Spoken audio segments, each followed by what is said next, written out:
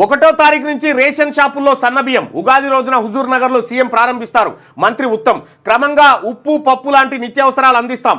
QR కోడ్తో 30 లక్షల కొత్త రేషన్ కార్డులు రాష్ట్రంలో ఎక్కడైనా రేషన్ తీసుకునే వెసులుబాటు కల్పిస్తామని వెల్లడి. ఇది మంచి పద్ధతి. వచ్చే నెల 1వ తారీఖు నుంచి రాష్ట్ర వ్యాప్తంగా రేషన్ షాపుల్లో సన్నబియ్యం పంపిణీ చేస్తామని పౌర సరఫరాల శాఖ మంత్రి ఉత్తమ్ కుమార్ రెడ్డి తెలిపారు. ఈ నెల 30న ఉగాది రోజు నల్గొండ జిల్లా హుజూర్ నగర్లో సీఎం రేవంత్ రెడ్డి చేతుల మీదుగా సన్నబియ్యం పంపిణీ కార్యక్రమాన్ని ప్రారంభిస్తాం.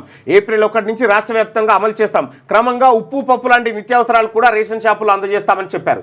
శుక్రవారం హైదరాబాద్లోని సెక్రటేరియట్లో మంత్రి ఉత్తమ్ మీడియాతో మాట్లాడినటువంటి సందర్భంలో 1వ తారీఖు నుంచి ఈ నెల 1వ తారీఖు నుంచి సన్నబియ్యం ఇస్తారట రేషన్ షాపులలో. గతంలో బియ్యం ఇస్తే 10% కూడా తినలే, అంత పాలిషింగ్ చేసి మళ్ళా అక్కడ ఇక్కడ అమ్ముడు ఇదే జరిగింది.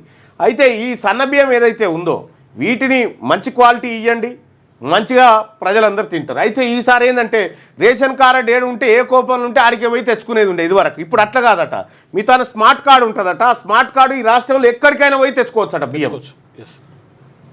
క్యూఆర్ కోడ్ తోటి 30 లక్షల కొత్త కార్డులు ఇవ్వబోతా ఉందట తెలంగాణ రాష్ట్ర ప్రభుత్వం. ఇది మంత్రి ఉత్తమ్ కుమార్ రెడ్డి చెప్పినటువంటి మాట.